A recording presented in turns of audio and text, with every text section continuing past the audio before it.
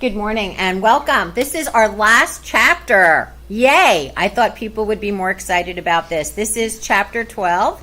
Welcome to chapter 12, which is on rational expressions. This chapter is not in your book, but it's a great way for us to end the year. So we're going to start off nice and easy today. We're going to start off with inverse variation. Inverse variation is nothing more than when in a situation in which y decreases and x increases. This is called inverse variation. Direct variation would be y increases as x increases. We hit on that a little bit when we talked about y equals mx plus b. In inverse variation, we can say that y varies inversely as x, or it is inversely proportional to x. The product rule states that for any two solutions, x1, y1, and x2, y2, there are two ways to solve it. I'm just going to tell you the easiest way is right here, is to use the product rule. So I would highly recommend that everybody use the product rule. And let me go ahead and change the pen for you and just highlight it and tell you why.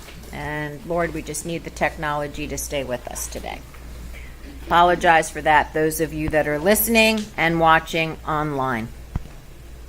So here we go. This one right here is going to work every time. They both work, but people always write it the wrong way. So let's go ahead and give you an example. If y varies inversely as x and y1 equals 5 when x1 equals 9, find x2 when y2 equals 15. And I'm going to say, if you guys would just believe me and listen to me and use the product rule, it's going to make your life easy. So let's just go ahead and take a look one more time at the product rule. The product rule says x1 times y1 equals x2 times y2. And our first example here is telling us. Now, I know in your notes, you're going to see direct variation guided notes. I'm going to hit on that next week. Did y'all hear me? Yes? So I am on page, God bless, I am on page 91 in your notes, which says 12.1. That other stuff, the beginning stuff, so turn past that. I'm not going to touch on that quite today. So here is our example, and I'd like to work it for you. y1 equals 5, x1 equals 9. Find x2 when y2 equals 15. So basically, it's a very simple procedure. I think you could all tell. What we're going to do here is plug it in, plug it in. So we're going to say 9 times 5 equals x2 times 15, or 45 equals 15x. Divide each side by 15. So what's the missing piece to the puzzle here? x2 would equal what? 3. Pretty simple? Yes? So if we wanted to write an inverse variation equation, an inverse variation equation is x times y equals k. K is the constant of variation.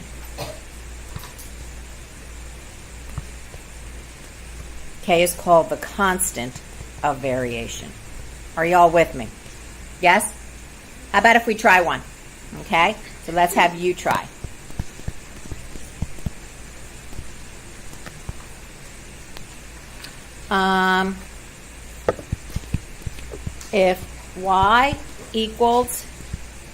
If y1 equals 10, when x1 equals 7, find y2 when x2 equals 5. So I'm asking us again, we're going to use what rule, guys? It's called the what rule? The product rule, which says x1 times y1 equals x2 times y2. And now we're just going to plug it in. So we're going to say 7 times 10 equals 5 times y, or 70 equals 5y. Divide each side by what? 5. What does y equal? Y equals what? 14. Y equals 14.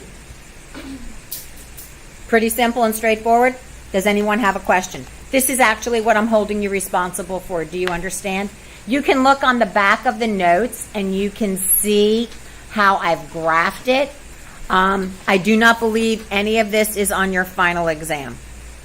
I believe I left this off. I just wanted to hit on it and touch on it. Yes, question? Okay, well, y equals... yes. Okay, but what I want you to understand is when you're solving this, you're not going to put 5y subscript 2, because somebody might take it as 5y times 2. Y equals 14. If you want to be that technical, then we can be. Y2 equals 14. Okay, moving on to our next lesson. This is 12.2.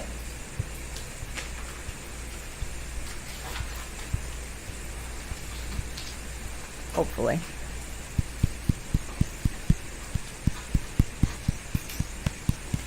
Apologize for those of you watching online. Okay, 12.2, rational expressions. Rational expressions. This is important. So let's look at the definition, because it says know the definition of what a rational expression is and know the definition of what an excluded value is. Hey, y'all remember factoring and how much fun we had? Well, it's back again one more time. All right, a rational expression is an algebraic fraction whose numerator and denominator are polynomials. Any value of the variable that makes the denominator equal to 0 is called an excluded value, and we all know and understand why. The denominator can never equal 0. Why? Because division by 0 is undefined. Undefined. So you need to be extremely careful tomorrow when I hand you out a packet and you have directions to follow. Some of them will just say, find the excluded value. Others will say, simplify and find the excluded value. And I'm going to go on record as saying, even though no one ever wants to really believe me, you must always find the excluded values first. So, first things first, the excluded value only deals with the denominator, because that's the only thing that makes sense. The denominator can't equal 0, so it has nothing to do with the numerator. Again, here are textbook great definitions. You are responsible for them. A rational expression is an algebraic fraction whose numerator and denominator are polynomials. Excluded values are any values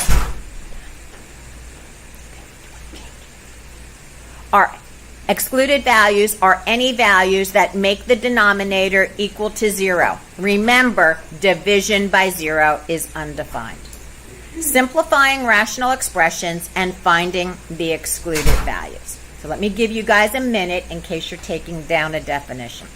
This lesson is it's very simple, it's very straightforward, and it makes perfect and complete sense. The only thing you may have to do is go back in your notes and brush up on some factoring. Was factoring chapter 9? I believe so. So you should have those notes because I told you not to throw them out. So here we go. Find an excluded value. Our first example is dealing where there is only one excluded value. So our example is 5m plus 3 over m minus 6. That is the original expression. Listen carefully to how you find the excluded value. To find the excluded value, set the factored form of the denominator equal to 0 and solve. And then what you're doing is you're taking the denominator. If it's not factored, factor it and zipper it. Whatever you get when you zipper it, that is the excluded value. Why? Because when you plug that number in for the variable, that will make the denominator equal to 0. A bazillion times a bazillion. Why can't the denominator equal 0? Why, class? Because division by is undefined. Okay, so let's look at our problem and let me show you. I'll take your question in 1 minute. So the problem again is 5m plus 3 over m minus 6. The directions have only asked for us to find the excluded value. To find the excluded value, we are taking the denominator, setting it equal to 0, and solving it. M minus 6 equals 0, add 6 to each side, m equals 6. Watch what happens. If I put 6 in for m, what does my denominator become? What's your answer to this problem? 6. Now, I'm not going to be as technical as some teachers. Some people make you write m cannot equal 6. Some people say all you have to say is 6. Or you could say m equals 6. I would prefer you just leave it like this. What is the excluded value? When m equals 6. Question, yes? When we have like an equation, are we allowed to cross out? So like, Okay, we're not multiplying or dividing yet. So just wait. You're going to see in a minute. We're going to simplify here in a second. Okay, example 2, multiple excluded values. Multiple excluded values. X squared minus 5 over x squared minus 5x plus 6. And the only directions we are doing is finding the excluded values. Okay? So, the original expression, remember the excluded value has to do with what part of your fraction? Numerator or denominator or both? Denominator. Is my denominator factored? Is x squared minus 5x plus 6 factored? Oh, it's my friend, the x factor. What multiplies to 6 and, at the same time, adds to negative 5? Negative 2 times negative 3. So, x squared minus 5x plus 6 multiplies to 6, adds to negative 5. Negative 3 times negative 2 is positive 6. Negative 3 plus negative 2 is negative 5. To find the excluded values, factor and zipper the denominator. This time, how many excluded values are there going to be, guys? 2. X minus 2 equals 0. X minus 3 equals 0. The two excluded values are 2 and 3. In this particular example, I showed you another way of writing the answer. X does not equal 2. X does not equal 3. I am perfectly fine with you writing the excluded values as 2 and 3 or 2 comma 3. Do not put them in parentheses. They are not an ordered pair. This is not an X and a Y scenario. Does anyone have a question? Okay, moving on and having fun. Simplifying a rational expression. Simplify the rational expression negative 7a squared b cubed over 21a to the 5th b. Now there are many ways you can do this. I'm going to show you first of all a very, very visual effect where you actually prime factor the numerator, prime factor the denominator, and then cancel what they have in common. My numerator factors as negative 7 times a times a times b times b times b. My denominator factors as 3 times 7, 5 a's, and 1 b. The 7 on top cancels with the 7 on the bottom. 2 a's on top cancel with 2 a's on the bottom. 1 b on top cancels with 1 b on the bottom. I do not, and I repeat, do not lose your negative sign. My negative sign stays, and I'm left with a negative b times b, or a negative b squared, and my denominator is 3 times a times a times a, or 3a cubed. Is everyone with me? Okay, so let me go ahead and do it another way for you. Another way of doing it.